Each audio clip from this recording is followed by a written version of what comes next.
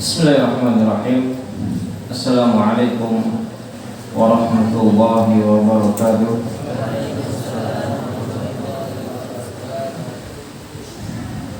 Alhamdulillah, wassalatu wassalamu ala rasulillah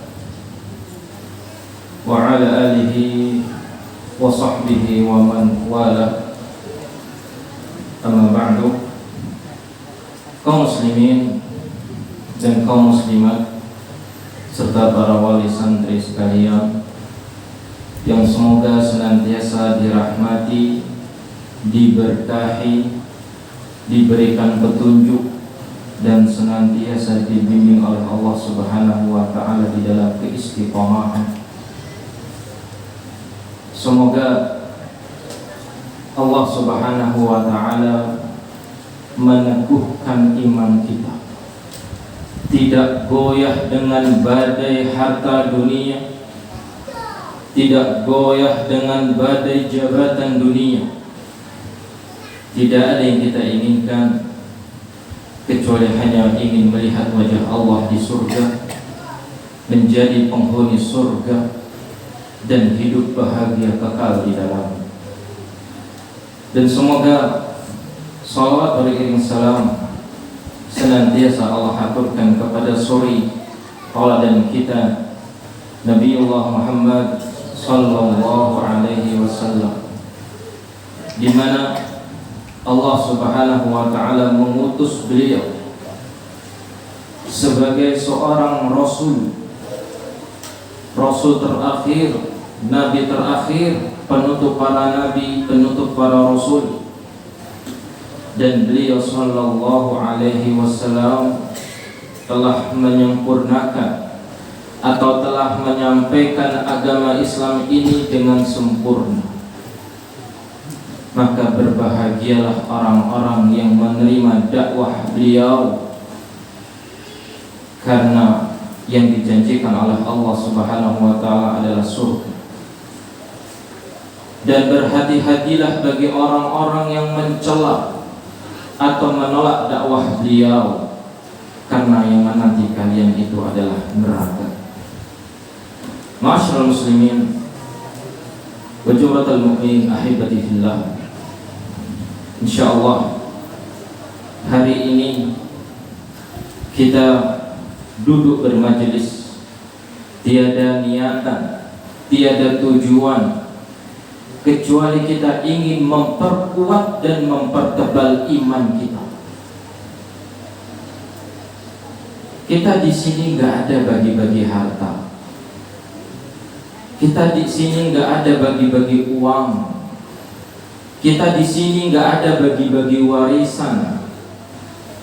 Kita di sini ingin sama-sama mendengarkan kalamullah dan sabda Rasulullah sallallahu alaihi wasallam, agar kita masing-masing dari kita semuanya semakin siap di dalam berbekal. Karena yang akan kita bawa bukan rumah yang mewah atau rumah yang rusak, bukan mobil yang banyak atau mobil yang sedikit, bukan teman atau sahabat yang di mana-mana. Justru yang akan kita bawa adalah amal soleh yang kita lakukan di atas keimanan, yang kita lakukan di atas ilmu, yang kita lakukan di atas perintahnya Rasulullah sallallahu alaihi wasallam, yang kita lakukan di atas keikhlasan. Saya yakin, dan saya juga melihat sendiri. Pernah kita lihat setelah pulang kajian ada seseorang berdiri di pintu kasih amplop, Pak. Pernah Pak menemukan itu? Lalu apa yang membuat kita mau jauh-jauh hadir di tempat ini? Kalau bukan kita menginginkan mendapatkan rahmat Allah, mendapatkan karunia dari Allah, mendapatkan ketenangan di dalam hati kita, mendapatkan kebahagiaan di dalam batin kita, sebagaimana Rasulullah sallallahu alaihi wasallam pernah mengatakan, "Mastama'a qaumun fi baitin min buyutillah yatluna kitaballah wa yatadarasunahu bainahum illa nazalat alaihimus sakinah wa khasyathumur rahmah wa hafathumul malaikah wa dzakarahumullahu fi man 'indah. Kalau tadi disampaikan, sekalipun kita terkantuk-kantuk hadir di majelis ilmu, itu jauh lebih baik dibandingkan tidak sama sekali. Sekalipun yang kita pahami hanya satu atau dua penjelasan, itu lebih baik dari tidak sama sekali. Bukankah kita sudah sering mendengar hadis ini, di mana Rasulullah Shallallahu Alaihi Wasallam mengatakan, tidaklah berkumpul suatu kaum di masjid, di rumah Allah, dari masjid-masjid, dari rumah-rumah Allah. Mereka membaca Al-Quran, mereka saling mengajarkan Al-Quran, mengajarkan ilmu. Illa nazalat alaihimus sakinah, Allah akan turunkan ketenangan di dalam hati kita. Makanya bagi orang-orang yang katanya galau, jangan main ke pantai untuk mencari ketenangan. Hadirlah di majelis ilmu. Kenapa harus hadir di majelis ilmu? Di sanalah Allah turunkan ketenangan. Mungkin kita kalau main ke pantai sekilas saja tenang, melihat ombak yang berlari-lari. Pernah Pak lihat ombak berlari-lari? Itu bahasa syair, Pak. Melihat ikan yang saling lompat, pernah Pak di pantai lihat ikan lompat-lompat? Enggak pernah. Namun terkadang kita bahagia melihat itu. Namun kebahagiaannya berapa lama? Sedikit. Dan berapa banyak orang-orang yang mencari kebahagiaan di pantai, atau di tepi-tepi tebing, atau di puncak-puncak gunung. Ketika mereka kembali ke rumahnya, hati mereka kembali hampa. Kenapa? Karena hati kita itu milik Allah. Hati kita berada di antara dua jari dari jari jemari Allah. Kalau kita ingin mendapatkan kebahagiaan, mintalah sama yang punya hati, yaitu Allah. Dengan kita bermajelis ilmu, sekalipun rumah kita jauh, sekalipun kesininya naik motor harus setengah jam, sekalipun kita kesini naik motor harus 1 jam, gak punya motor nebeng mobil temennya, itu adalah perjalanan yang mulia. Kita ingin mendapatkan as-sakinah, ketenangan, kebahagiaan. Makanya terkadang kami heran, jika ada suatu majelis ilmu, katanya majelis ilmu dari awal majelis sampai akhir majelis isinya tertawa semua. Saya herannya satu, hadis mana yang dia baca membuat dia tertawa dari pertama dibuka sampai ditutup? Padahal kata Rasulullah Sallallahu Alaihi Wasallam berkata kepada para sahabatnya, kalau seandainya kalian melihat apa yang aku lihat, niscaya kalian akan sedikit tertawa dan banyak menangis. Maka hadis mana yang kita baca membuat kita tertawa terbahak-bahak dari awal pembukaan sampai ditutup majelis ilmu ini?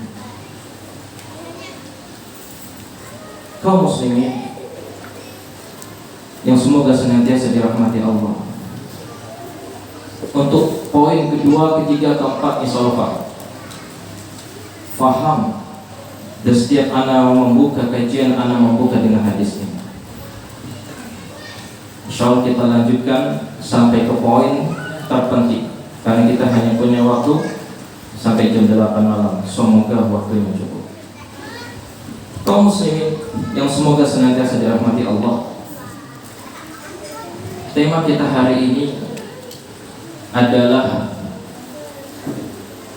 apa temanya?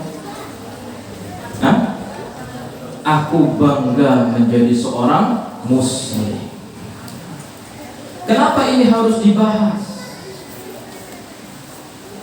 Kenapa ini harus dibicarakan?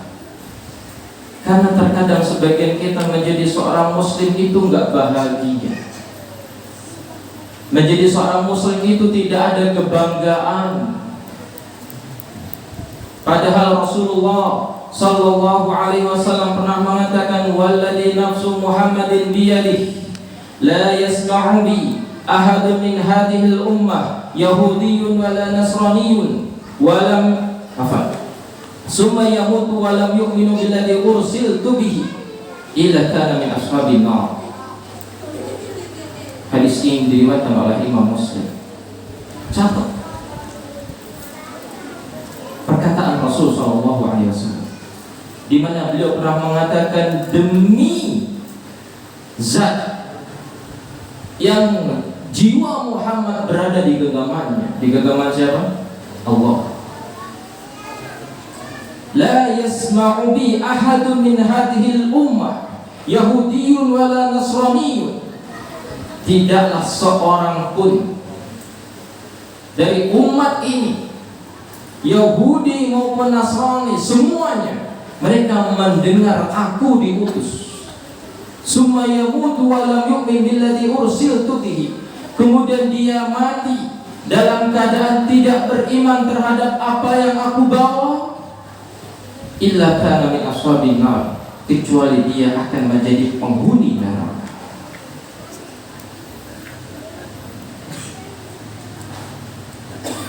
Apa makna hadis ini? Ada yang bisa jawab?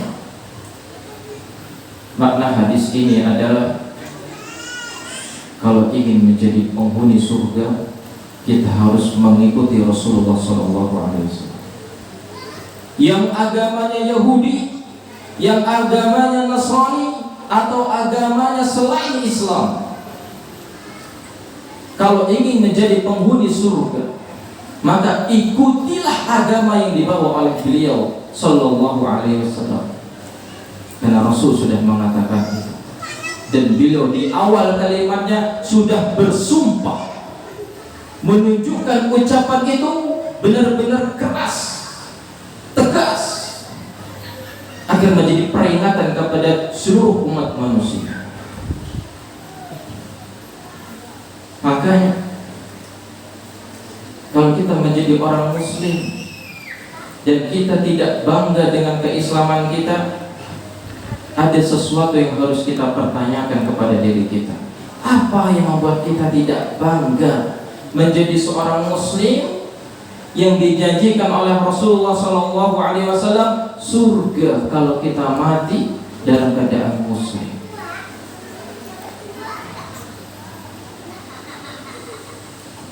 Kaum muslimin, seorang sahabat yang kita semua insya Allah tahu,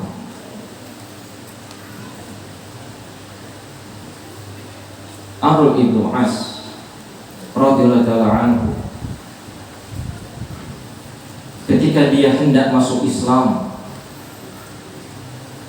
dia memberikan syarat kepada Rasulullah SAW sebelum dia masuk Islam. Kata Rasulullah SAW, apa syaratmu? Dia mengatakan, ya Rasulullah, aku ingin ketika aku masuk Islam, Allah Subhanahu wa ta'ala mengampuni semua dosa-dosaku. Kenapa Amr bin As menginginkan ampunan dari Allah untuk dosa-dosa yang dia lakukan? Karena dia tahu di masa jahiliyah dahulu dia termasuk seorang Quraisy yang berusaha untuk menggagalkan hijrahnya para sahabat ke negeri Habasyah. Dan Amr bin As ini adalah seorang pemuda yang cerdas di dalam diplomasinya. Kalau Khalid bin Walid itu cerdas di dalam peperangan, maka Amr bin As itu cerdas di dalam diplomasinya, pintar ngerayu pemimpin, pandai berucap, pandai berbicara. Kalau bahasa kita apa ya? Provokator ulung. Dia melihat dia punya dosa. Ini orang-orang muslim ketika di Mekah disiksa habis-habisan. Yang kita semua tahu, di antara yang meninggal dunia adalah Sumayyah, budaknya Abu Jahal. yang ditusuk di kemaluan hingga dia meninggal dunia karena mempertahankan Islam. Kalau seandainya menjadi orang non-Islam itu bisa masuk surga, tentu Sumayyah tidak harus mempertahankan keimanan. Dia lebih memilih mati dalam keadaan Islam daripada harus kembali kepada kemusyrikan. Ini Amr ibn As ketika sahabat hijrah ke Habasyah mencari perlindungan di sana. Orang-orang kafir Quraisy masih memiliki kebencian yang mendalam. Mereka masih berusaha bagaimana caranya orang-orang muslim ini tidak mendapatkan ketenangan, tidak mendapatkan tempat. Mereka berusaha bagaimana caranya Raja Habasyah, Najash, agar mengusir mereka. Maka diutuslah Amr bin As. Disampaikan provokasi, namun dengan izin Allah ditolak oleh Raja Najash. Dia tahu apa yang dia lakukan dahulu adalah sebuah kejahatan besar. Maka dia meminta syarat kepada Rasulullah SAW, kalau dia menjadi orang Islam, semoga Allah mengampuni dosanya. Maka Rasulullah SAW berkata kepadanya, ya Amr alimta anna al-Islam tahdimu ma kana qablah, wa anna al-hijrah tahdimu ma kana qablaha, wa anna al-hajj yahdimu ma kana qablahu. Rasulullah SAW mengatakan kepada Amr bin As, wahai Amr, apakah kau enggak tahu bahwa Islam, bahwa dengan keislamanmu itu menghapuskan dosa-dosamu yang dahulu, dan hijrah, bertobat dari hal yang buruk menuju hal yang baik, itu menghapuskan dosa-dosa. Demikian juga dengan haji, menghapuskan dosa-dosa. Maka Amr bin As dia menyatakan keislaman. Kaum muslimin, kalau seandainya menjadi orang musyrik itu bisa masuk surga, tentu Rasulullah SAW tidak akan mengatakan demikian. Mungkin yang akan diucapkan oleh Rasulullah SAW, kau tetap menjadi orang musyrik, kau bisa masuk surga. Namun yang diucapkan oleh Rasulullah SAW bukan demikian, bahwa Islam menghapuskan dosa-dosa yang dahulu. Ini menunjukkan kalau kita ingin dihapuskan dosa-dosa kita, harus menjadi orang Islam dahulu. Kemudian yang berikut, Allah Subhanahu wa taala berfirman dalam Quran surah Ali Imran ayat ke-85, yang ayat ini masyhur. Kalau ada orang Islam belum pernah mendengar ayat ini, berarti dia orang Islam yang gak pernah baca Al-Quran. Apa ayat itu? Allah katakan, wa may yabtaghi ghairal islami dina falan yuqbal minhu wa huwa fil akhirati minal khasirin. Pernah mendengar ayat ini Bapak? Kalau belum pernah baca Al-Quran, mustahil baca ayat ini. Apalagi ngakunya muslim, ngakunya orang Islam, tapi nggak pernah membaca ayat ini. Kemudian kitab apa yang dia baca? Apa kata Allah? Wa may yattaqi ghairal islami dina, dan barang siapa yang mencari agama selain agama Islam. Catat, kalau kita nggak bawa buku, tulis di jantung kita, ukir di jantung kita. Allah dengan tegas mengatakan, dan barang siapa yang mencari agama selain agama Islam, fala yuqbal minhu, katakan kepada mereka yang murtad itu, Allah dengan tegas katakan fala yuqbal minhu, maka sungguh sekali-kali tidak akan diterima agama mereka itu. Wa huwa fil akhirati minal khasirin, dan sungguh mereka di akhirat kelak termasuk orang-orang yang merugi. Di mana kerugian mereka? Kekal di dalam neraka. Bukankah Abu Thalib yang meninggal dunia dalam keadaan kafir? Rasulullah Shallallahu Alaihi Wasallam sampai berucap, apa ucapan Rasulullah SAW ketika Abu Thalib meninggal dunia?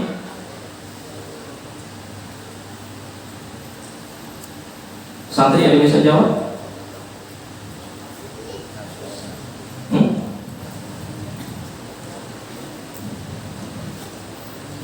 Rasulullah SAW mengatakan, La astaghfirullah laka ma'uhan anka. Apa kata Rasulullah SAW? Wahai wahai pamanku. Karena saking cintanya Rasulullah SAW kepada pamannya Abu Thalib, ketika orang-orang memusuhi dakwah beliau, tidak ada yang menolongnya. Ini pamannya Abu Thalib. Ya wajar paman menolong keponakan. Dan kalau kita tuh masih belum bisa merasakan cinta sama Rasul, coba baca tuh sirahnya Rasul Sallallahu Alaihi Wasallam. Baca tuh bagaimana ujian dakwah beliau, agar kita yang hari ini berusaha untuk mengikuti beliau diuji dengan cacian, makian, tuduhan, celaan, semuanya, agar kita bisa bersabar. Kenapa? Karena bukan hanya kita yang demikian, Rasul pun demikian. Dikatakan pemecah belah umat, dikatakan orang gila, dikatakan penyair. Namun lihatlah, kalau kita perhatikan, waktu itu hampir mirip dengan apa yang terjadi hari ini. Ketika Islam digencet, Islam ditekan, justru orang-orang yang masuk Islam semakin banyak. Tidak jauh seperti hari ini. Ketika sunnah, orang-orang yang mengamalkan sunnah ditekan, dimusuhi, hendak dihancurkan, justru Allah Subhanahu wa Ta'ala membuka hidayah kepada banyak orang. Yang dahulunya membenci sunnah, mereka menjadi pembela sunnah. Yang dahulunya membenci dakwah ini, mereka terdepan membelanya. Makanya kita jangan khawatir dengan tuduhan-tuduhan ini. Abu Thalib, ketika dia meninggal dunia, Rasulullah SAW mengatakan, Wallahi la astaghfirullah laka ma la uhanka. Wahai pamanku, demi Allah, sungguh aku akan memohonkan ampun kepada Allah untukmu selama aku tidak dilarang. Namun apa yang terjadi? Turunlah ayat Quran surat At-Taubah ayat 113. Apa kata Allah? Ma kana lin-nabi walladzina amanu ay yastaghfiru lil musyrikin walau kanu uli qurba min ba'di ma tabayyana lahum annahum ashabul jahim. Kalau pernah baca ayat ini, berarti Qur'annya nggak pernah dibaca. Qur'annya cuma jadi hiasan dinding, Qur'annya hanya menjadi hiasan lemari. Kenapa ayat ini perlu kita baca? Agar kita sadar, jangan sekali-kali kita keluar dari agama Islam. Pamannya Rasul SAW meninggal dunia dalam keadaan kafir, yang didoakan oleh Rasul SAW ampunan, Allah langsung tegur Rasul. Allah turunkan ayat ini. Apa kata Allah? Maka nalin Nabi, tidak pantas kalimatnya seperti ini. Tidak pantas untuk Nabi waladina amalu dan orang-orang yang beriman ayastaghfiru lil musyrikin, memohon ampun kepada Allah untuk orang-orang musyrik.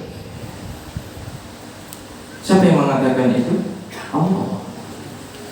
Enggak pantas Allah mengatakan seperti itu. Tidak pantas seorang Nabi dan orang-orang yang beriman memohonkan ampun kepada Allah untuk orang-orang musyrik, walau kanu uli qurba, sekalipun yang sedang didoakan itu adalah saudaranya. Siapakah Abu Thalib? Pamannya Rasul SAW. Kalau seandainya pamannya Rasulullah Rasulullah SAW yang berjuang mati-matian sampai diceritakan siap berkorban nyawa untuk melindungi Nabi Muhammad SAW. Dia meninggal dunia dalam keadaan kafir. Rasul memintakan ampun kepada Allah untuknya, dilarang. Apakah orang selain Abu Thalib yang meninggal dunia dalam keadaan musyrik dosanya bisa diampuni? Kalla, tidak. Maka jangan sekali-kali kita coba-coba bermain-main dengan kesyirikan. Bagaimana bentuk coba-cobanya? Lihat orang berdoa di patung, ikut-ikutan doa. Melihat orang menyembelih kerbau, kepalanya diarung ke laut, ikut-ikutan nyoba, ikut-ikutan melihat, ikut-ikutan moto, ikut-ikutan posting. Jangan sampai benih-benih kesyirikan itu tumbuh sedikit demi sedikit di hati kita. Yang awalnya kita membenci perbuatan itu, kita harus benci dengan perbuatan kesyirikan. Awalnya kita membenci karena awalnya ikut-ikutan. Oh, gak apa-apa. Oh, ini bagus juga. Maka ini hal yang harus kita perhatikan. Dan Allah mengatakan min ba'di ma tabayyana lahum annahum ashabul jahim. Apa kata Allah? Setelah terang dengan jelas disampaikan oleh Allah bahwa orang-orang musyrik itu adalah penduduk neraka jahanam. Kalau seandainya menjadi orang musyrik itu bisa masuk surga, nggak perlu dakwah, nggak perlu Rasul itu mendakwahkan Islam, mendakwahkan tauhid kepada penduduk kafir Quraisy, nggak perlu. Dan juga Rasul nggak perlu memohon ampun kepada Allah untuk pamannya. Dan Rasul juga nggak perlu. Sebelum Abu Thalib meninggal dunia, apa kata Rasulullah SAW kepada Abu Thalib? Ya ammi, kul la ilaha illallah kalimatan uhaju laka biha indallah. Rasul nggak perlu ngomong ini. Nggak perlu Rasul ngomong ini. Apa kata Rasul? Wahai pamanku, ucapkanlah la ilaha illallah, sebuah kalimat yang akan aku jadikan hujah untukmu di hadapan Allah. Rasul nggak perlu ngomong seperti ini. Seharusnya kalau meninggal dunia dalam keadaan musyrik bisa masuk surga. Perlu nggak? Nggak perlu. Tapi di sini Rasul berucap demikian kepada pamannya. Kenapa sih banyak orang Muslim itu nggak bangga jadi orang Islam? Kenapa? Karena mereka jauh dari majelis ilmu. Mereka tidak pernah membaca Al-Quran. Kalaupun mereka membaca Al-Quran, mereka tafsirkan semaunya sendiri, tidak mengikuti bimbingan Rasul SAW. Apa faedahnya diutusnya Rasul? Kalau kita ibadah kepada Allah masih dibuat-buat. Apa faedahnya diutusnya Rasulullah SAW? Kalau kita beribadah kepada Allah masih membuat-buat. Ya ikhwah, tanggal 12 Rabiul Awal itu hari kematiannya Rasulullah SAW. Itu hari kematian beliau. Kemudian apa yang sedang kita lakukan di tanggal 12 itu? Kita berbahagia atas apa? Padahal di saat Rasulullah SAW meninggal dunia, semua sahabat menangis. Bahkan Umar tidak percaya kalau Rasulullah SAW meninggal dunia, sampai mengatakan kepada para sahabatnya, kalau sampai ada yang berani ngomong Rasul meninggal dunia, saya penggal kepalanya. Maka masuklah Abu Bakar, melihat Rasul SAW meninggal dunia, dia keluar dan mengatakan, sesungguhnya Muhammad adalah seorang Rasul, dan beliau bukanlah satu-satunya Rasul. Telah diutus sebelum beliau Rasul-Rasul yang lain. Barang siapa yang menyembah Muhammad, sesungguhnya Muhammad itu telah meninggal dunia. Dan barang siapa yang menyembah Allah, Allah itu maha hidup dan tidak akan pernah mati. Allah ada di langit. Bahkan dalam sebuah ayat disebutkan di dalam Quran surat Ali Imran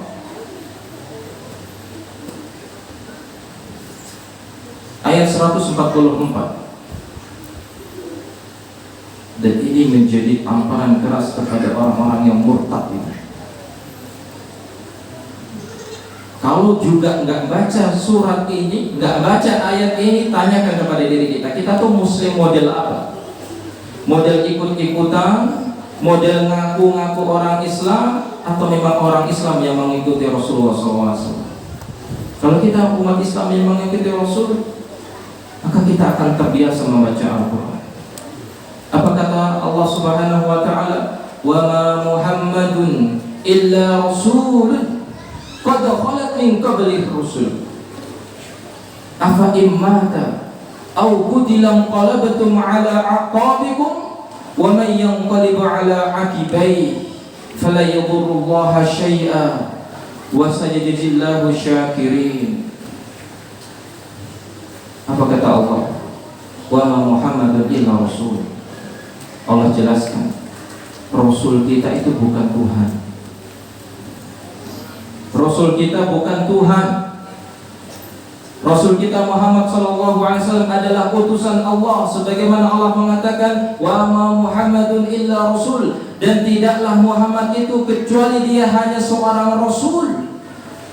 Qad khalat min qablihi rusul, di mana sebelum beliau, sebelum Muhammad SAW telah diutus para rasul-rasul yang lain. Afa imata au qutilan qalabatum ala aqabikum. Allah bertanya, apakah kalau rasul kalian Muhammad SAW meninggal dunia atau dia dibunuh, kalian akan keluar dari agama Islam? Rasul sudah meninggal? Sudah. Allah tanya itu sama kita, apakah kalau Nabi kita meninggal dunia kita akan murtad dari agama Islam? Allah katakan, wa may yanqalibu ala aqibai fala yadurullaha syai'a. Apa kata Allah? Barang siapa yang berbalik ke belakang, maka dia tidak akan merugikan Allah sedikit pun. Allah kata, kalaupun umat Nabi Muhammad SAW semuanya murtad, itu enggak merugikan Allah sedikit pun. Kalaupun seorang tokoh dunia yang dulu dia Islam murtad dari agama ini bersama dengan ratusan pengikutnya, nggak akan merugikan Allah sedikit pun.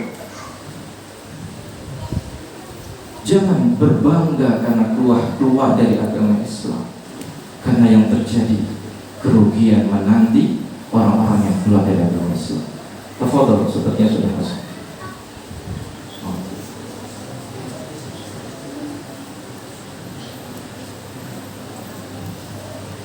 Kita lanjutkan. Allah Subhanahu wa ta'ala menantang kaum muslimin, menantang kita semua. Apakah kalau Rasul itu meninggal dunia, kita sebagai umat Islam akan keluar dari agama Islam? Allah katakan, wa man yanqalibu ala aqibai fala yadurullaha syai'a. Barang siapa yang dia berbalik ke belakang, artinya keluar dari agama Islam, fala yadurullaha syai'a, itu tidak akan merugikan Allah sedikit pun. Tidak akan merugikan Allah. Ini menunjukkan bahwasanya Allah mempertanyakan keikhlasan kita. Kenapa kita jadi orang Islam itu? Karena Allah atau karena seseorang? Untuk mendapatkan surga atau ingin mendapatkan kedudukan dunia? Kalau dia ingin mendapatkan surga, sampai mati dia akan menjadi orang Islam. Bukankah Allah mengatakan, yarfa'illahu alladhina amanu minkum walladhina utul ilma darajat. Allah akan meninggikan derajat orang-orang yang beriman dan orang-orang yang berilmu beberapa derajat. Allah tinggikan derajat orang-orang beriman. Di atas siapa? Di atas orang-orang kafir. Bagaimana bentuknya? Ya ikhwah, bukankah kita gak akan sujud, tidak akan meletakkan kening kita kecuali hanya kepada Allah? Sedangkan orang-orang musyrik itu, orang-orang kafir itu, mereka sujud kepada batu. Padahal batu ini kalau dipenggal kepalanya, dihancurkan dirinya, dia nggak akan bisa melakukan perlawanan apa-apa. Siapa lebih mulia? Orang beriman atau orang kafir? Allah tunjukkan. Bukankah seorang raja yang hidup di zaman Nabi Ibrahim alaihissalam dipermalukan oleh Nabi Ibrahim alaihissalam? Ya, kita semua tahu kisahnya. Mereka punya kuil isinya patung semua, dan ada satu patung besar di depan. Ketika mereka sedang merayakan hari raya mereka, Nabi Ibrahim alaihissalam bawa kampak, dihancurkan semuanya, disisakan satu. Taruh itu kampak di leher patung yang paling besar. Ketika mereka mengetahui, semuanya marah. Siapa yang melakukan ini terhadap Tuhan kita? Qadarullah masyafa'al. Ada seseorang yang melihat apa yang dilakukan oleh Nabi Ibrahim alaihissalam. Dia mengatakan, saya tahu. Ibrahim dipanggil Nabi Ibrahim alaihissalam. Ditanya, apakah engkau yang melakukan ini semua? Apa kata Nabi Ibrahim alaihissalam? Tidakkah kalian lihat kampak itu ada di patung yang paling besar? Apa kata mereka? Tidak mungkin patung itu bisa menghancurkan patung-patung yang lain.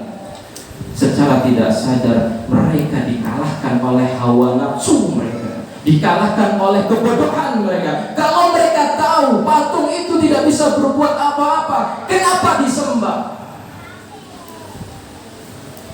Kenapa disembah? Disinilah letak kemuliaan kita. Dan terus memohon kepada Allah keistiqomahan, memohon kepada Allah petunjuk. Kenapa? Karena Rasul Shallallahu Alaihi Wasallam senantiasa berdoa dengan sebuah doa, Allahumma ya muqallibal qulub tsabbit qalbi ala dinik, Allahumma ya musrifal qulub sarrif qalbi ala ta'atik. Sering dibaca oleh Rasul Shallallahu Alaihi Wasallam. Padahal beliau seorang nabi. Apa itu maknanya? Ya Allah yang maha membolak-balikkan hati, tetapkan hatiku di atas keimanan kepadamu, tetapkan hatiku di atas agamamu. Sampai-sampai istri beliau Sallallahu Alaihi Wasallam bertanya, ya Rasul, engkau sering berdoa dengan doa ini. Apa kata Rasul Sallallahu Alaihi Wasallam?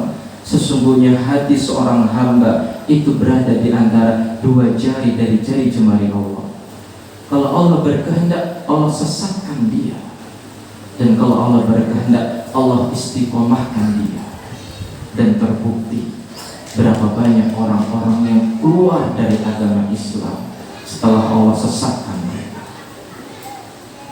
Di antaranya yang pernah terjadi kepada seorang tabi'in yang bernama Abdah bin Abdurrahman. Dia ini seorang hafidul Quran, nggak main-main, Pak. Kita mungkin hafal surat An-Nas, Al-Falaq, Al-Kafirun, Al-Ikhlas, An-Naba, sedikit dari kita yang hafal. Seorang hafidul Quran, hafid Quran. Dia hidup di generasi terbaik. Dia seorang tabi'in, berarti masih bertemu dengan para sahabat. Hafid Quran. Dia diceritakan kegiatannya Abdah bin Abdurrahman ini sama seperti sahabat yang lain, tabi'in yang lain. Mereka menaklukkan negeri-negeri kafir, berperang, berjihad untuk menegakkan kalimat la ilaha illallah. Kemudian Allah uji Abdah bin Abdurrahman. Di mana letak ujiannya? Suatu ketika kaum muslimin hendak menaklukkan orang-orang Romawi, dan mereka ini terkenal memiliki benteng-benteng yang kokoh. Ya, kalau zaman dulu kan punya benteng.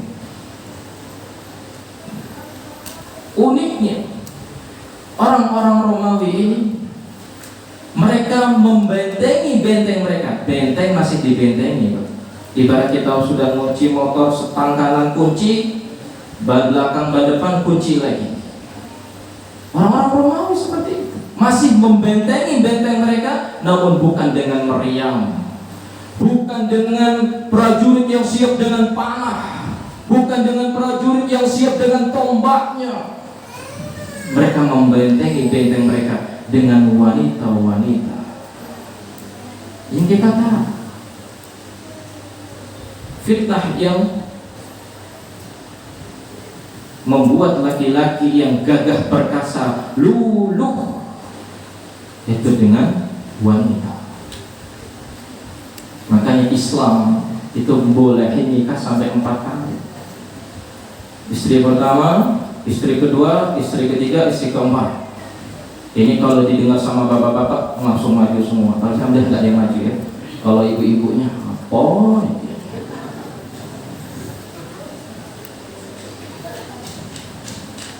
Dan ini berhasil. Karena orang Muslim itu nggak ada yang takut mati. Bagaimana mungkin mereka takut mati? Mereka berjihad, terbunuh di medan jihad. Pahala apa yang mereka dapatkan? Pahala syahid. Mereka tidak diazab di dalam kuburnya, terbebas dari fitnah kubur.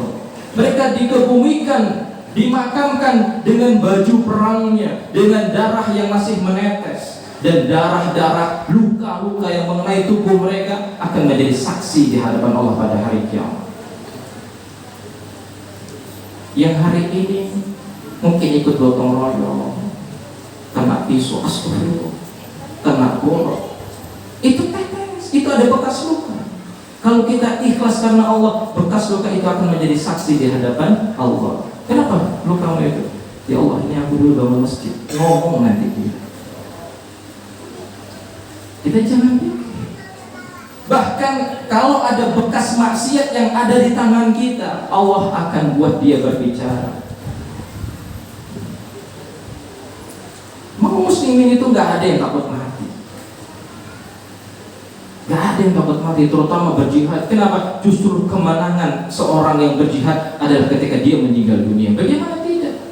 Dia ampuni dosa-dosanya, dibebaskan dari azab kubur, dari fitnah kubur. Bahkan dia diberikan kesempatan oleh Allah memberikan syafaat pertolongan kepada 70 orang dari keluarganya, mendapatkan surga paling tinggi.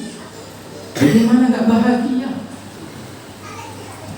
Makanya nggak takut itu dengan ratusan prajurit berpanah atau bertombak. Orang-orang Romawi tahu, orang Muslim ini nggak takut dengan kematian. Maka mereka bentengi benteng mereka dengan wanita-wanita yang terurai rambutnya, terbuka auratnya, dan seorang tabi'in tergoda dengan wanita ini. Kemudian dia mengirimkan surat kepada wanita Nasrani ini, apakah bisa aku menikahimu atau engkau menjadi istriku? Kata wanita ini, bisa. Syaratnya satu, kau keluar dari agamamu dan ikut agamaku. Allah SWT, apa yang terjadi? Dia keluar dari agamanya untuk menikahi seorang wanita Nasrani. Padahal kalau dia mati, bidadari itu nunggu di surga. Yang kata Rasul SAW, kalau seandainya satu bidadari itu melihat ke bumi, terang semuanya. Wajahnya cuma tengok ke bumi, terang semuanya. Gak ada yang mengalahkan bidadari. Bagaimana ini bisa terjadi? Tergoda dengan wanita.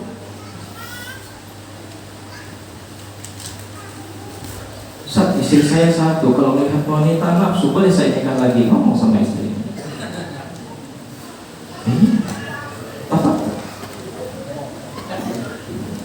Kemudian apa yang terjadi ya ikhwan? Lihat, Allah Subhanahu wa ta'ala memalingkan hatinya. Dia memilih wanita ini dibandingkan surga Allah. Akhirnya dia murtad dari agamanya, menikah sampai punya keturunan. Menjelang akhir hayatnya, sahabat-sahabatnya datang kepadanya dan bertanya, mana Al-Quranmu yang kau hafal dulu? Kata Abdullah bin Abdurrahman, demi Allah semuanya hilang kecuali 2 ayat. Makanya mengerikan menjadi orang murtad. Dan bahkan Syekhul Islam Ibnu Taimiyah diceritakan oleh murid-muridnya, beliau terkadang tiba-tiba berucap asyhadu an la ilaha illallah wa asyhadu anna Muhammadar Rasulullah. Beliau tiba-tiba berucap demikian, khawatir kalau beliau melakukan amalan yang menjadikannya keluar dari Islam. Maka dia ditanya, ayat apa itu? Nanti buka Quran surat Al-Hijr ayat 2 dan 3. Allah mengatakan, "Rubbama yawaddul ladina kafaru law kanu muslimin, darhum ya'kulu wa yatamatta'u wa yulhihimul amal fasawfa ya'lamun." Apa kata Allah? Ini peringatan kepada orang-orang yang murtad, peringatan kepada orang-orang yang memilih keluar dari agama Islam, dan peringatan kepada orang muslim yang masih berani mengatakan orang yang meninggal dunia dalam keadaan tidak Islam, musyrik, dia bisa masuk surga. Peringatan untuk mereka. Siapa yang memperingatkan? Allah Subhanahu wa Ta'ala. Maka Al-Quran itu bukan jadi hiasan meja, tapi dibuka, dibaca. Nggak tahu artinya, baca itu artinya. Bahkan di sebagian tempat, di sebagian lembaga, mereka punya program hatam membaca terjemahan Al-Quran minimal seumur hidup sekali. Bagaimana itu? Mereka baca terjemahannya. Itu sampai diprogramkan. Jadi ada yang ikutan. Yang satu membaca, yang lain menyimak. Terkadang kalau kita baca sendiri, kira mudah. Tapi kalau teman sama teman, Masya Allah, perlu kita lakukan itu. Apa kata Allah? Rubbama yawaddul ladina kafaru law kanu muslimin. Kelak, kata Allah Subhanahu wa Ta'ala, orang-orang kafir itu ketika sudah berada di hari akhirat, mereka sudah meninggal dunia, sudah masuk negeri akhirat. Artinya mereka sudah tidak punya kesempatan kembali ke dunia, karena kita belum pernah menemukan orang mati hidup lagi kecuali nanti hari kiamat.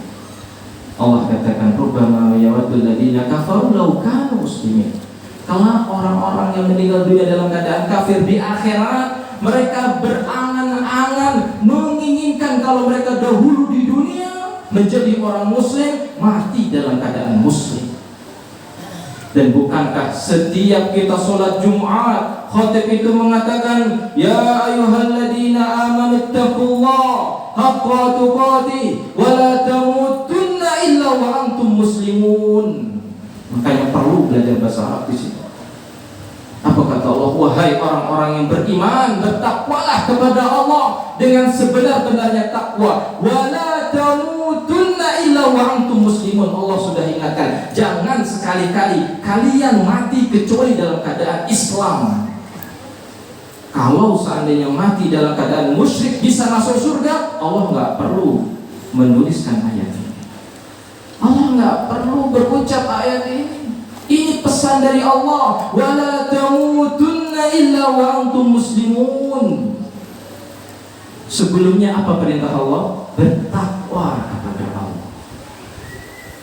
Kalau Abdah bin Abdurrahman, dia bertakwa kepada Allah, tahu untuk melihat wanita, dia palingkan pandangannya, dia ingat Allah.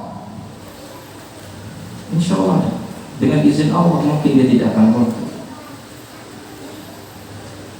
Dan Allah mengatakan, darhum ya'kulu wa yatamatta'u wa yulhimul amal fasawfa ya'lamun. Biarkanlah mereka di dunia ini makan, bersenang-senang, berhayal dengan khayalan mereka. Fasawfa ya'lamun. Maka sungguh kelak mereka akan mengetahui buah dari apa yang telah mereka kerjakan.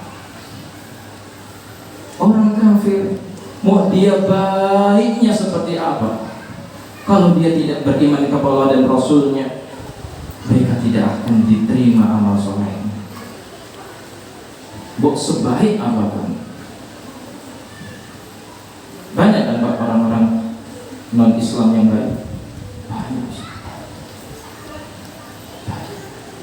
Kalau mereka tidak masuk Islam, ya mereka tidak akan mendapatkan pahala surga. Apa yang mereka dapatkan? Kalau mereka berbuat baik di dunia, Allah balas dengan apa yang Allah berikan di dunia untuk mereka. Dari makanan mereka, kehidupan mereka, Allah balas cuma di dunia.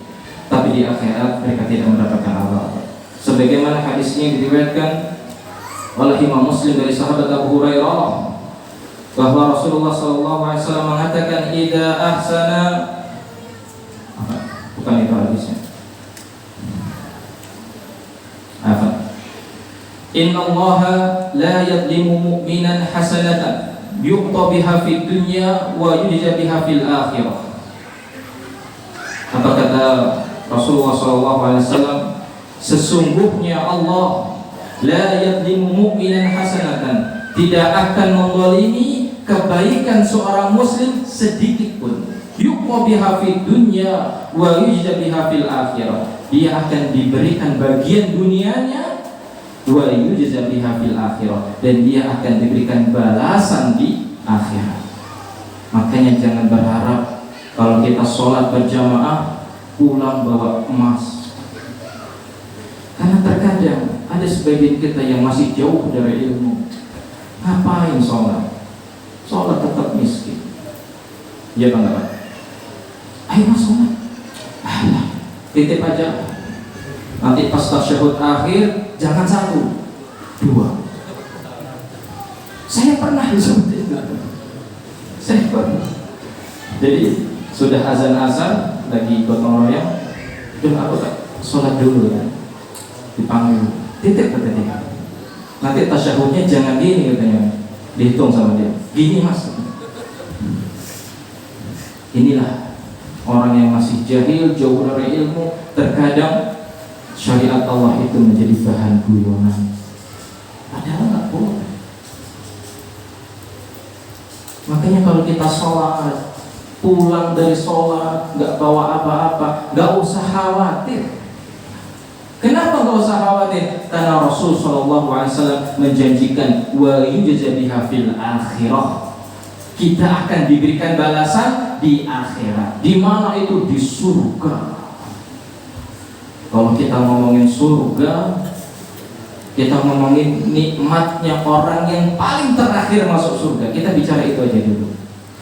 Dia suruh berhayal, sementoknya dia berhayal. Dia pengen apa?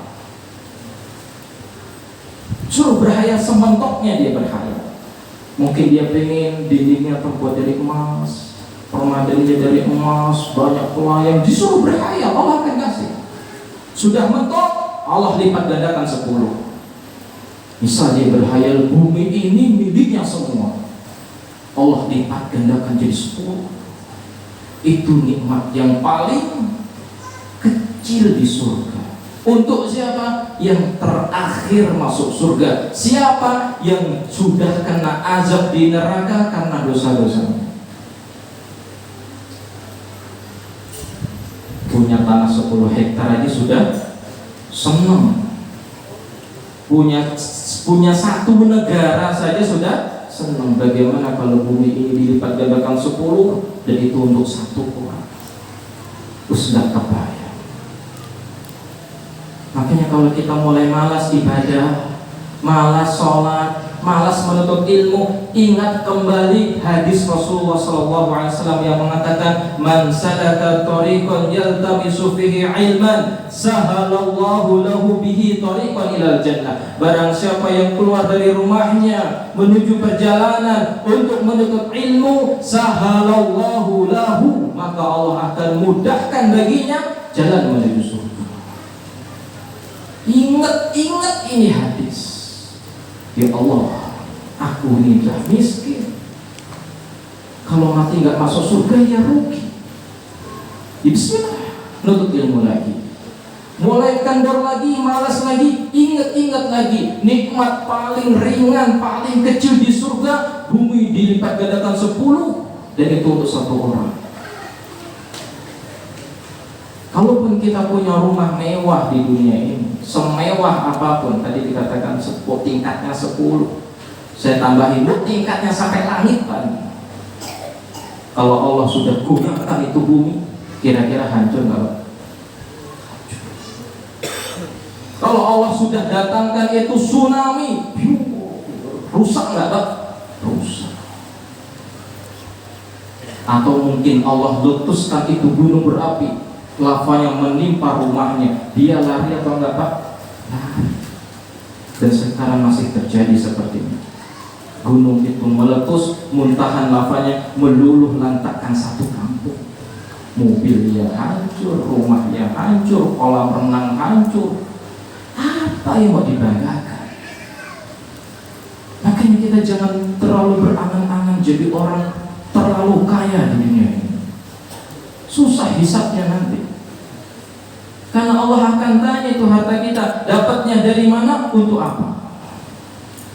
Ya kalau pas duitnya pas-pasan, gampang. Ya Allah, aku jadi buruh, duitku untuk nafkah anak istriku, selesai. Kalau yang mobilnya sampai satu lapangan Bandar Singkowang ini penuh, gak cukup ke jalan-jalan. Allah bertanya satu-satu, ini bannya dari mana ini duitnya? Ini peleknya nyuri atau? Makanya ada yang memperumpamakan, ketika kita masuk supermarket belinya permen satu, insya Allah hisapnya itu cepat. Hisap itu apa sih Pak? Perhitungan. Beli apa Mas? Permen satu, 1.000 keluar. Kalau belinya berkeranjang-keranjang itu kan satu-satu, bisa 1 jam atau nunggu itu. Makanya jangan terlalu berangan-angan. Cukup jadi orang muslim yang kalau pas butuh ada. Wah senang saya, butuh mobil dapat mobil. Iya. Anak dapat cerita ya ikhwah. Ada seorang ikhwah, dia cerita. Dulu ketika dia kajian naik motor, di atas perjalanannya dia bergumam, ya Allah, kalau saya punya mobil, saya bisa ajak ke keluarga saya, tetangga saya. Allah turuti dapat mobil. Dia cerita, justru ketika saya punya mobil saya malas datang kajian, saya jual. Jangan sampai kita berdoa seperti itu menjadi fitnah untuk kita. Antum kesini motornya pun butut, nggak masalah. Antum sampai sini ngantuk, ya nggak masalah. Kalau tidur ya berwudu, nggak ada faedahnya. Nggak masalah. Karena yang sedang kita cari itu surga. Makanya diingat-ingat lagi kalau mulai malas menuntut ilmu, selalu ingat kita tuh pengen masuk surga.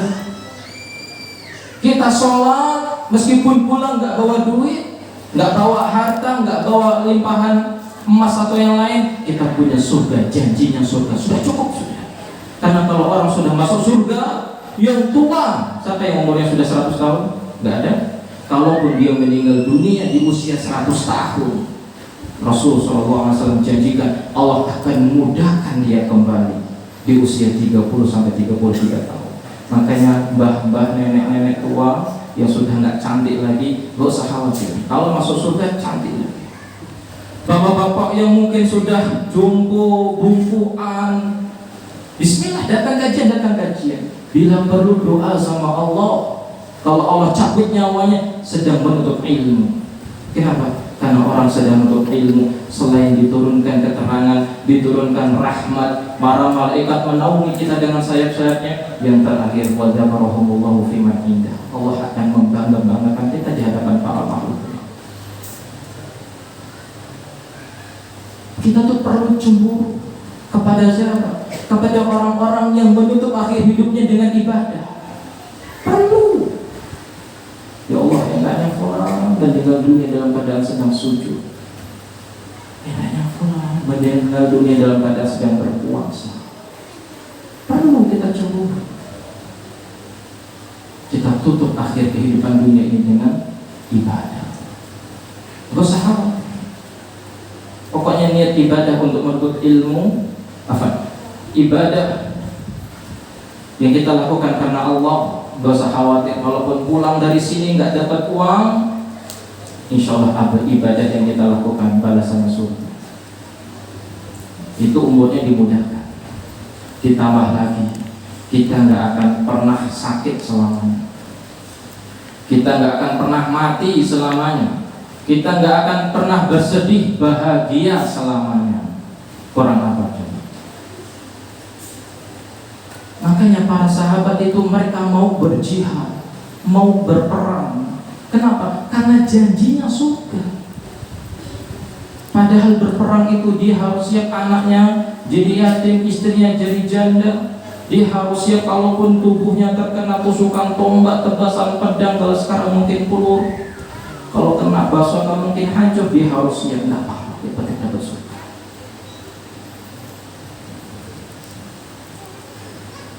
Itu nikmat. Dan Allah katakan wa amal kafir, adapun orang kafir yang berbuat kebaikan, fayut'amu bihasanati ma 'amila biha fid dunya. Orang kafir yang melakukan amal soleh di dunia, maka Allah akan balas juga dia di dunia. Mungkin kalau kita lihat orang kafir kok kaya, satu di antara dua hal. Mungkin dia istidraj, dia kafir, dibuat sama Allah kaya, ditambah lagi terus tambah. Di akhirat nggak mendapatkan apa-apa. Atau mungkin bisa jadi dia orang baik, Allah balas dengan kebaikan di dunia.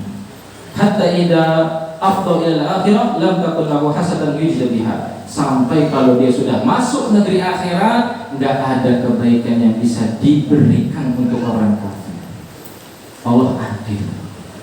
Orang kafir yang meninggal dunia dalam keadaan dia beramal soleh, dia enggak mendapatkan balasan apa-apa. Tapi kebaikan dia di dunia dibalas ketika dia di dunia. Adapun orang-orang yang beriman, Allah simpan balasannya itu di akhirat. Makanya di akhir ayat Ali Imran surat 144 tadi Allah katakan, setelah Allah katakan Allah itu enggak rugi kalaupun umat Nabi Muhammad itu murtad semua, enggak, Allah itu enggak rugi. Allah katakan wa sayjillahu syakirin, Allah subhanahu wa ta'ala akan memberikan balasan kepada orang-orang yang bersyukur. Siapa itu? Yang dia teguh dengan keimanan sampai meninggal dunia.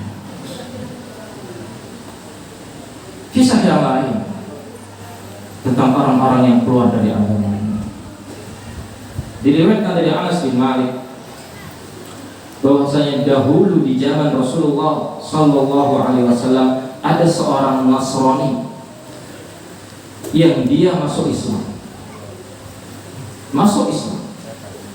Kemudian dia sampai sempat membaca Quran surat Al-Baqarah dan Ali Imran.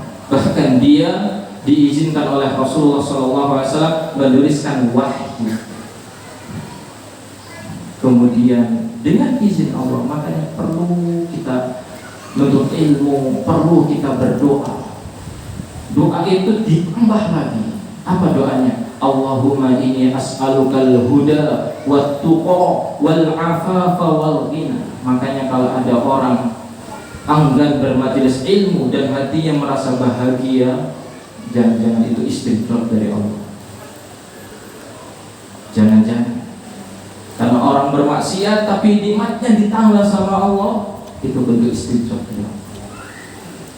Tapi kalau kita nggak bermajelis ilmu atau kita nggak ibadah, rasa di dalam hati gusar, gundah gulana, antum syukuri, antum segera bertobat kepada Allah, istighfar kepada Allah. Maka orang Nasrani ini ketika dia sudah masuk Islam, diizinkan menulis wahyu. Qadarullah masyafa'al, dia keluar dari agama Islam, murtad dari agama Islam. Kemudian dia membuat isu, provokasi. Dia mengatakan kepada orang-orang Nasrani, Muhammad itu tidaklah membacakan apa-apa kecuali apa yang kami tuliskan untuknya. Dibalik sama dia. Di sini Pak Syawal ya. Dia ini nuliskan wahyu yang terucap dari lisan Rasulullah SAW. Dibalik sama dia, Nabi Muhammad itu nggak berucap apa-apa kecuali apa yang kami tuliskan untuknya. Seakan-akan dia ini nulis sesuatu, dibaca sama Rasul, dibilang wahyu, tapi dibalik. Justru dia itu menulis sesuatu dari lisan Rasulullah SAW. Kehendak Allah, Allah matikan orang ini setelah dia berucap seperti itu. Kemudian dia dimakamkan oleh teman-temannya. Pagi harinya ditemukan jasadnya itu berada di atas permukaan bumi. Puasa apa? orang-orang Nasrani ini mengatakan ini kerjaannya Muhammad dan teman-temannya. Mereka marah karena orang ini keluar dari Islam. Akhirnya diperintahkan gali lebih dalam biar enggak diambil oleh Nabi Muhammad SAW sangkaan mereka. Akhirnya digali lebih dalam, kemudian dikuburkan lagi. Besok paginya nongol lagi di atas permukaan, masih mengatakan ini kerjaannya Nabi Muhammad sama teman-temannya. Sudah gali lebih dalam lagi, digali lebih dalam. Yang menurut mereka kayaknya sudah nggak mungkin kalau bisa digali. Menurut mereka digali lebih dalam, dikuburkan. Dan hari yang ketiga nongol lagi di permukaan bumi. Di saat itu mereka berkata, ini bukan pekerjaannya manusia. Lihat, orang yang sudah dikasih hidayah murtad, bikin fitnah, bumi pun menolak jasadnya. Berhati-hati kaum muslimin dari yang namanya keluar dari agama ini. Kita harusnya bangga jadi orang Islam, karena Rasulullah SAW pernah mengatakan dalam salah satu hadisnya, man mata wa huwa ya'lamu annahu la ilaha illallah dakhala jannah. Barang siapa yang meninggal dunia dalam keadaan dia mengucapkan la ilaha illallah atau dia memahami makna la ilaha illallah, maka dia masuk surga. Dalam hadis yang lain, innahu la yadkhuluna jannah illa nafsul muslimah. Sesungguhnya tidak akan masuk surga kecuali orang-orang muslim. Dan tadi kita sudah bacakan ayat, la yasma'u bi ahadun min hadhil ummah. Afan hadis, Yahudiyun wala Nasraniyun summa yamutu walam yu'min billadzi ursiltu bihi illa kana min ashabin nar. Tidaklah seorang pun dari umat ini, Yahudi maupun Nasrani, dia meninggal dunia dalam keadaan tidak beriman terhadap apa yang aku bawa, kecuali dia menjadi penghuni neraka. Dan orang yang murtad, ya ikhwah, dia mendapatkan banyak kerugian. Apa kerugiannya? Yang pertama, Allah hapuskan seluruh amal solehnya. Sudah haji bertahun-tahun, puasa bertahun-tahun, bahkan kalau dia murtadnya umur 75 tahun, kan berapa tahun dia haji? Mungkin haji, mungkin dia orang nggak punya. Mungkin puasa lah yang wajib setiap tahunnya. Kalau dia wajib puasa dari usia 12 tahun, itu udah berapa tahun Pak dia puasa? Kurang lebih 60 tahun. Mungkin dia sedekah, belum sholatnya, di usia 75 tahun dia keluar dari agamanya. Allah katakan walau asyraku lahabita anhum ma kanu ya'malun. Kalau seandainya mereka keluar dari agama ini, kami hanguskan seluruh amal soleh.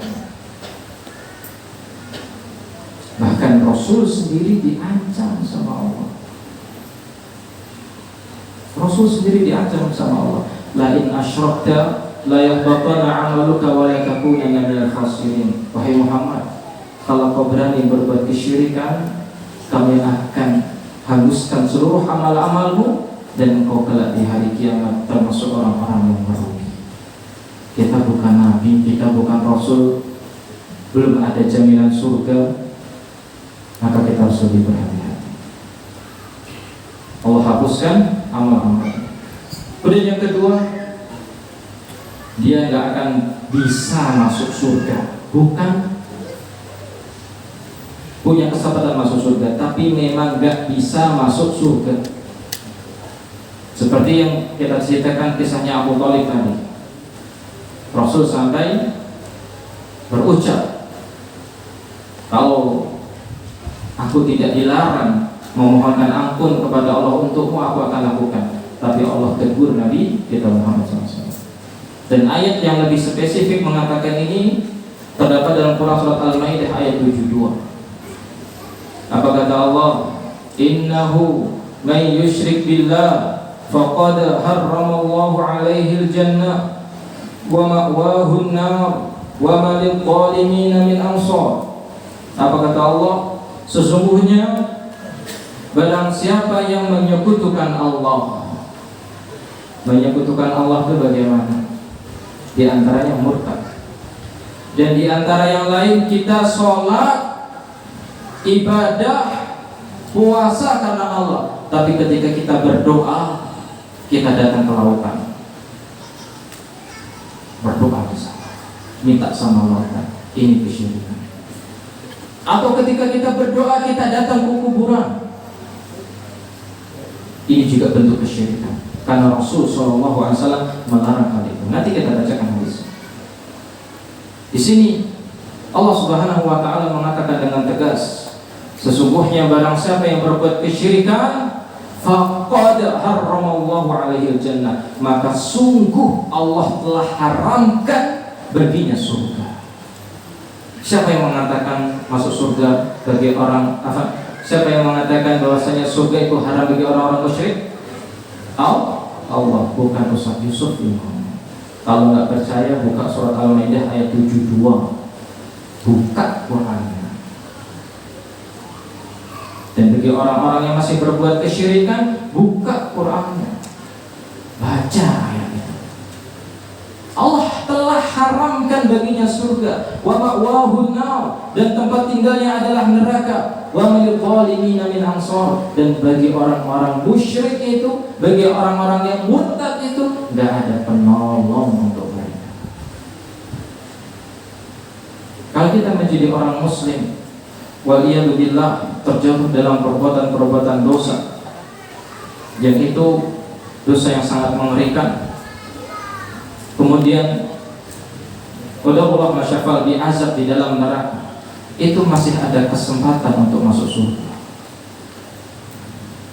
Berdasarkan hadis yang disampaikan oleh Rasulullah SAW, bahwa Allah Subhanahu wa taala mengatakan kepada para malaikat, akhriju, keluarkan, man fi qalbihi misqalu habatin min hardalin min iman, keluarkan tuh dari neraka orang-orang yang di dalam hatinya masih ada sebesar biji sawi sekalipun dari keimanan. Artinya dia orang Islam, orang beriman yang meninggal dunia dalam keadaan Islam, namun dia ketika masa hidupnya jatuh dalam perbuatan maksiat dan dosa, dan Allah menghukumnya. Itu kalau matinya masih dalam keadaan Islam. Tapi jangan berharap, wah ini kesempatan berbuat dosa, nyuri, merampok, kan masih ada kesempatan masuk surga. Kita gak usah bayangin seperti itu. Kita bayangin nerakanya dulu. Neraka itu dalamnya 70 tahun. Dalamnya neraka 70 tahun. Sebagaimana hadis diriwayatkan oleh Imam yang diriwayatkan oleh sahabat Abu Hurairah, ketika mereka sedang duduk-duduk bersama Rasul, tiba-tiba terdengar suara. Kemudian Rasul bertanya, apakah kalian tahu suara apa itu? Maka mereka mengatakan, Allah wa Rasuluhu a'lam, hanya Allah dan Rasulnya yang mengetahui. Maka Rasul mengatakan, itu adalah batu yang Allah lempar dari atasnya neraka 70 tahun yang lalu, hari ini baru sampai jasadnya. Itu baru dalamnya neraka, belum penjaga neraka yang diceritakan dalam Quran surat At-Tahrim ayat 6 itu. Apa kata Allah? Santri bacakan ayatnya. Ya ayyuhalladzina amanu qu anfusakum wa ahlikum nara wa quduhan nas wal hijarah 'alaiha malaikatun giladun shidad la ya'suna Allaha ma amarahum wa yaf'aluna ma yu'marun. Setelah Allah perintahkan kepada orang-orang yang beriman, jagalah diri kalian dan keluarga kalian dari api neraka. Bagaimana bentuk penjagaan kita dan keluarga kita dari api neraka?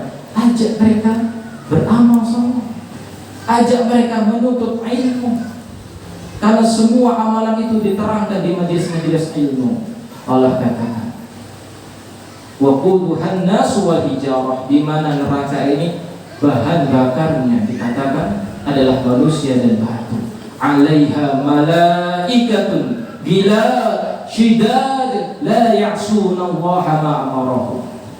Di mana penjaga-penjaga neraka itu adalah malaikat-malaikat yang kejam, yang bengis, yang mereka tidak pernah bermaksiat kepada Allah. Nanti ketika pulang kalau saya selesaikan, saya bacakan ayat berikutnya, nanti nggak selesai. Nanti silahkan buka Quran surat Al-Mulk di muka pertama. Di situ Allah ceritakan, para malaikat itu heran sama orang-orang masuk neraka. Apa nggak datang seseorang yang memberikan peringatan kepada kalian? Nanti buka Quran. Nggak selesai kalau saya ceritakan di sana. Itu penjaganya. Belum lagi orang yang masuk ke dalam neraka, Allah Subhanahu wa ta'ala buat tubuhnya itu membesar. Agar apa?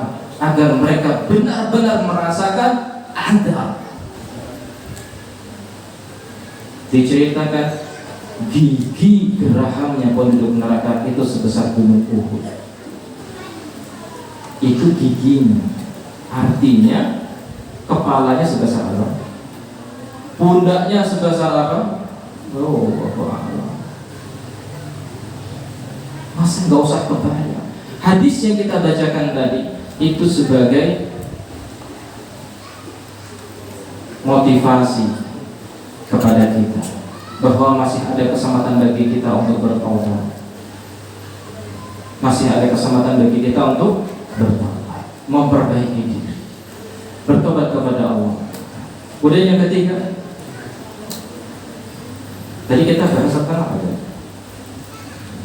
Yang kedua kan nggak bakal masuk surga. Tadi kita bahas tentang apa tadi? Orang yang murtad. Okay. Yang pertama tadi amal-amal yang dihanguskan. Yang kedua diharamkan baginya surga. Yang ketiga Allah Subhanahu wa ta'ala tidak akan mengampuni dosa-dosanya. Dan ayat ini masyhur sebagaimana dalam Quran surat An-Nisa ayat 48, Allah katakan innallaha la yaghfiru ay yushraka bihi wa yaghfiru ma duna dzalika liman yasha wa man yusyrik billah faqad iftara isman 'azima. Dalam ayat yang lain masih Quran yang sama ayat 116, innallaha la yaghfiru ay yushraka bihi wa yaghfiru ma duna dzalika liman yasha wa man yusyrik billah faqad dhalla dhalalan ba'ida.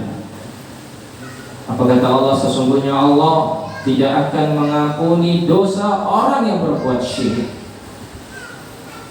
Kalau ada orang yang mengatakan berbuat syirik tidak apa-apa, nanti diampuni sama Allah. Itu kalau dia masuk Islam, seperti kisahnya Amr bin As. Tapi kalau dia berbuat syirik dan tidak bertobat kepada Allah, Allah tidak akan ampuni dosa-dosa. Wa yaghfiru ma duna dzalika liman yasha. Yang Allah ampuni adalah dosa selain syirik. Makanya jangan sekali-kali berbuat syirik. Jangan sekali-kali berbuat kesyirikan. Kesyirikan itu apa? Ketika kita berdoa, doanya tidak sama Allah. Ketika kita meminta perlindungan, minta perlindungannya tidak sama Allah. Ketika kita minta rizki, minta rizkinya tidak sama Allah. Atau yang lebih parah, dia sama sekali tidak beribadah kepada Allah. Kalau masih memakai cincin dan berkeyakinan cincin ini bisa mendatangkan manfaat dan mencegah bala atau mudarat, itulah syirik. Kalau dia masih memakai kalung atau gelang atau kalung, dia berkeyakinan kalau saya pakai ini sehingga terkena bala, itulah syirik. Itulah syirik. Maka kita harus berhati-hati. Dan masih banyak jenis kesyirikan. Di antaranya apa? Datang kepada dukun, datang kepada paranormal.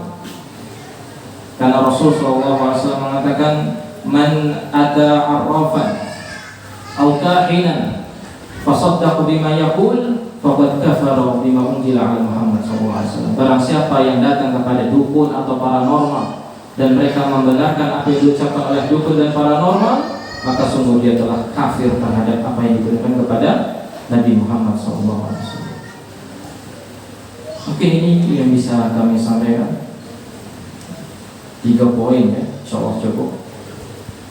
Semoga kita dikuatkan di dalam keimanan, dikuatkan di dalam keislaman, tidak meninggal dunia kecuali dalam keadaan Islam. Ustaz, kalau ada orang murtad terus dia masuk Islam lagi, diampuni nggak dosanya? Insyaallah diampuni.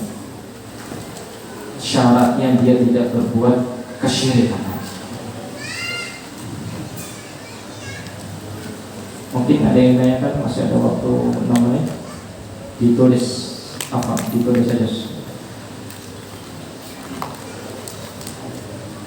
Atau mungkin ada yang bertanya, Ustaz, bagaimana dengan seorang kafir atau seorang musyrik yang dulu dia punya kebaikan, terus dia masuk Islam, apakah kebaikan-kebaikan yang dia lakukan di masa kemusyrikan yang masih mendapatkan pahala?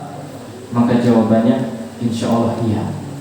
Berdasarkan hadis yang diriwayatkan dari Hakim Ibnu Hizam, bahwa dia pernah bertanya kepada Rasulullah SAW.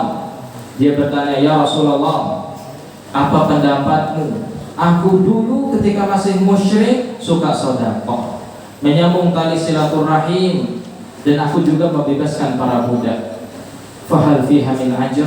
Apakah aku dapat pahala? Maka Rasul SAW mengatakan, aslam ta'ala masalafa min khair. Engkau masuk Islam beserta kebaikan-kebaikanmu dulu. Jadi kalau ada orang non-muslim, dia mungkin dulu suka sedekah, berbagi dengan tetangganya, menyambung tali silaturahim dengan keluarganya, dia masuk Islam, insya Allah kebaikan-kebaikan yang dia lakukan ketika masih musyrik, Allah akan berikan balasan.